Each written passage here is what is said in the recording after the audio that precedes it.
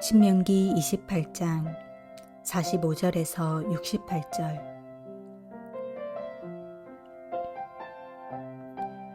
내가 내 하나님 여호와의 말씀을 청종하지 아니하고 내게 명령하신 그의 명령과 규례를 지키지 아니하므로 이 모든 저주가 내게 와서 너를 따르고 내게 이르러 마침내 너를 멸하리니, 이 모든 저주가 너와 내 자손에게 영원히 있어서 표징과 훈계가 되리라. 내가 모든 것이 풍족하여도 기쁨과 즐거운 마음으로 내 하나님 여호와를 섬기지 아니함으로 말미암아 내가 줄이고 목마르고 헐벗고 모든 것이 부족한 중에서 여호와께서 보내사 너를 치게 하실 적군을 섬기게 될 것이니, 그가 철멍에를 내 목에 메어 마침내 너를 멸할 것이라.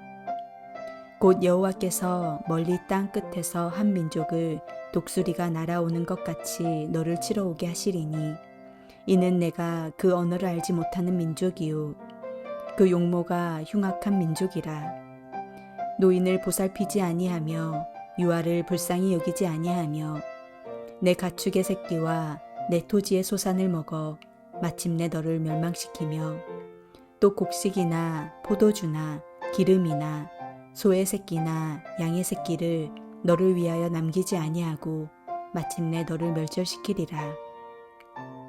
그들이 전국에서 내 모든 성읍을 에워싸고 내가 의뢰하는 높고 견고한 성벽을 다 헐며, 내 하나님 여호와께서 내게 주시는 땅의 모든 성읍에서 너를 에워싸리니, 내가 적군에게 에워싸이고 맹렬한 공격을 받아 곤란을 당함으로 내 하나님 여호와께서 내게 주신 자녀 곧 내 몸의 소생의 살을 먹을 것이라.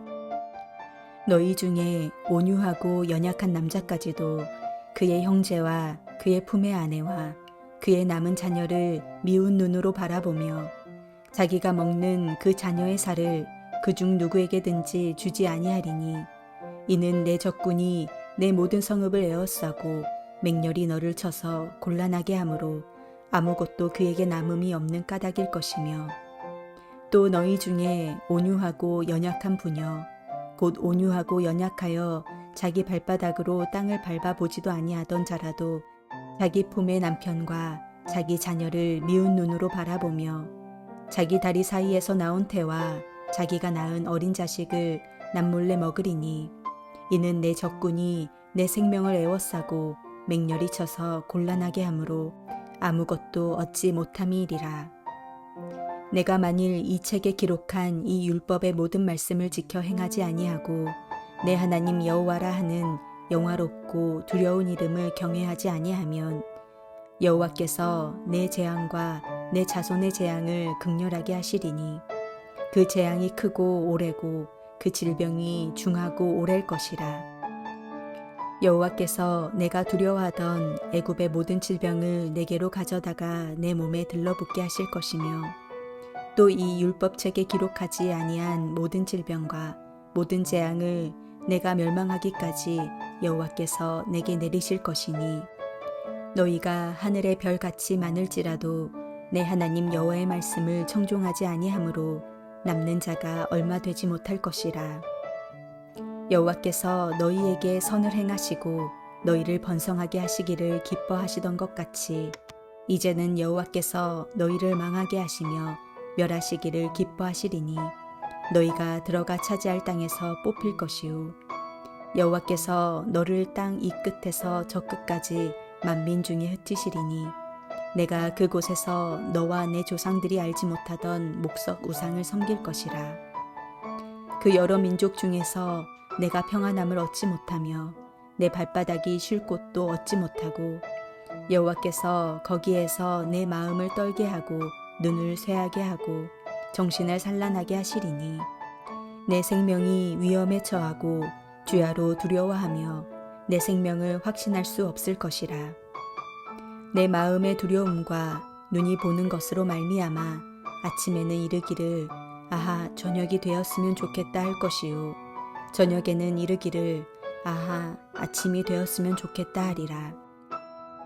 여호와께서 너를 배에 싣고 전에 내게 말씀하여 이르시기를 내가 다시는 그 길을 보지 아니하리라 하시던 그 길로 너를 애굽으로 끌어가실 것이라. 거기서 너희가 너희 몸을 적군에게 남녀종으로 팔려 하나 너희를 살 자가 없으리라.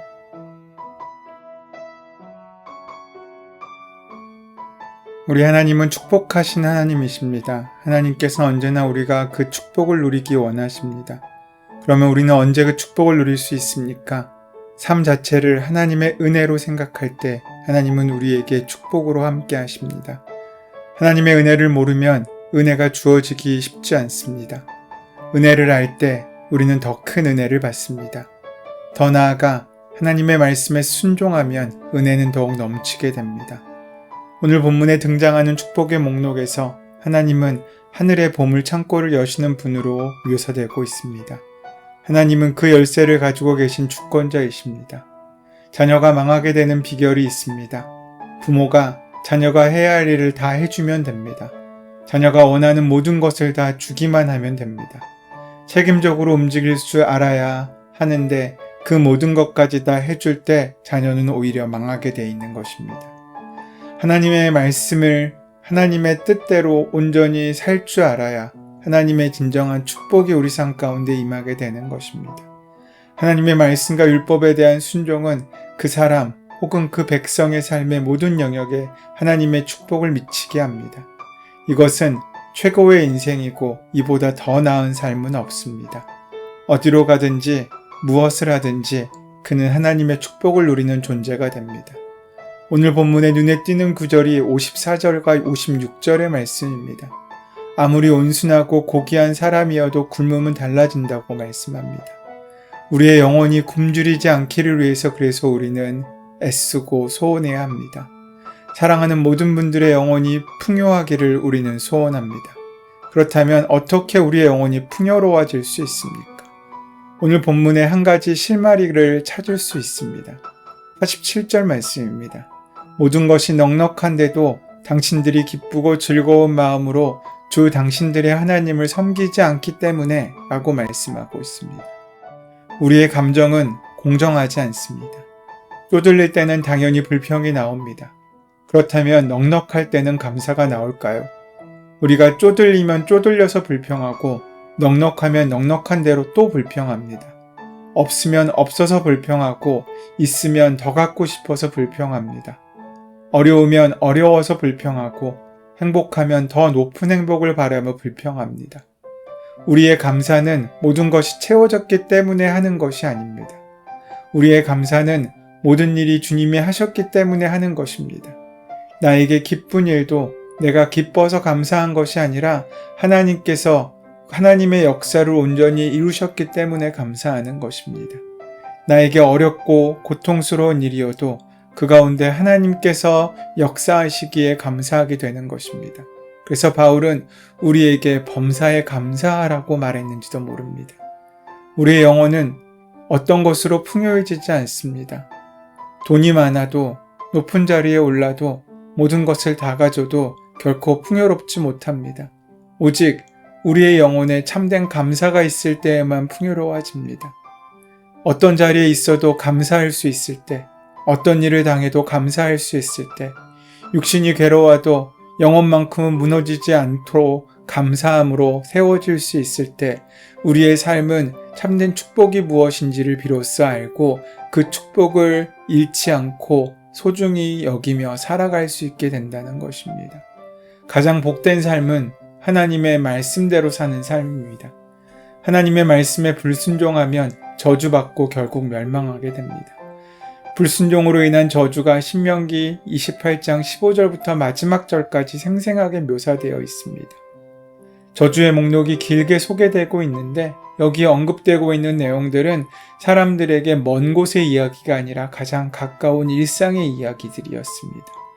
이스라엘은 자신의 역사 가운데 이런 재난을 이미 충분히 경험하였고 선지자들은 그 언약을 어겼을 때 임할 하나님의 심판을 경고하며 이스라엘에게 돌아오라고 선포하고 있는 것입니다.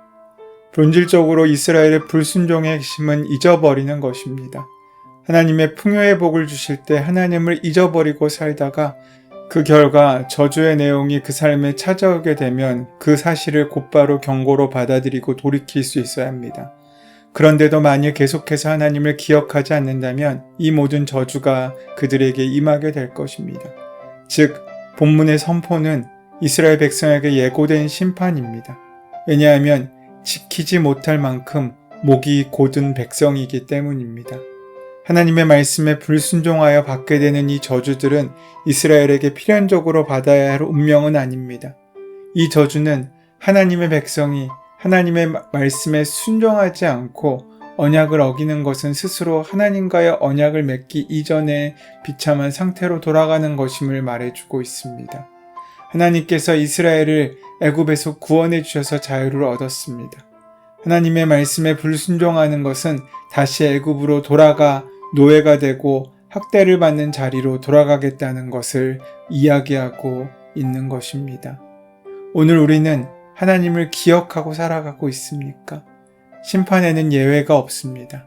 하나님의 공의는 변함이 없고 모든 복과 저주는 누구에게나 동일한 원칙과 기준을 가지고 임합니다. 하나님의 축복도 차별 없이 누구에게나 동일한 원리로 적용됩니다. 오늘 본문의 저주의 말씀들은 겁박도 회유도 그저 저주도 아닙니다. 이 말씀은 그냥 사실을 나열하고 있는 것입니다. 가령 이런 것입니다. 바이러스가 심한 곳에서 우리는 호흡하기가 힘듭니다. 가능한 한 그곳을 피해야 합니다. 하지만 그럴 수 없다면 적어도 마스크를 써야 합니다. 불이 난 곳은 누구나 다 위험합니다. 그 위험을 피해 안전한 곳으로 대피해야 합니다. 그렇지 않으면 우리는 화상을 입을 수밖에 없습니다. 바이러스가 창궐한 곳에 마스크도 쓰지 않고 그곳을 피하지 않는다면 그 병에 걸릴 수밖에 없는 것과 마찬가지 원리입니다. 이와 마찬가지로 하나님의 품을 떠나면 우리는 위험해집니다. 하나님을 믿는다는 것은 하나님의 품 안에 거하는 것입니다. 반대로 불신은 하나님의 품 밖을 꿈꾸는 것입니다. 그래서 하나님을 떠난 사람들은 위험할 수밖에 없고 하나님을 등진 사람들은 하나님의 인도하심을 받을 수 없습니다. 이렇게 길게 계속된 28장의 말씀은 그 일상의 팩트를 우리에게 알려주고 있습니다. 우리에게 진짜 복은 하나님이십니다.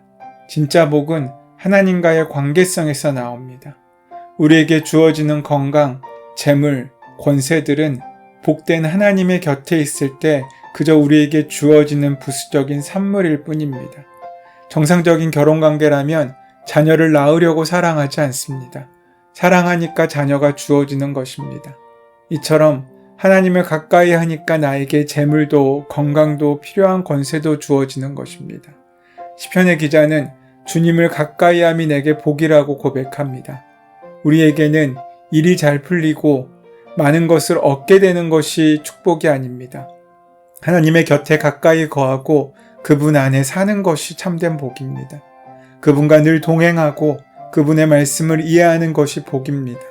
하나님의 뜻이 나의 뜻보다 훨씬 더 커 보이는 것이 복입니다. 이러한 복의 근원을 알았던 다윗은 이렇게 노래했습니다. 내가 비록 사망의 음침한 골짜기를 다닐지라도 해를 두려워하지 않는 것은 주님의 지팡이와 막대기가 나를 보살펴 주시니 내겐 두려움이 없기 때문이라고 시편 23편 4절에서 고백하고 있습니다. 여러분, 정말 중요한 본질을 잃지 마십시오. 참된 축복의 본질은 내게 얻어지는 소유가 아니라 하나님 그 자체십니다.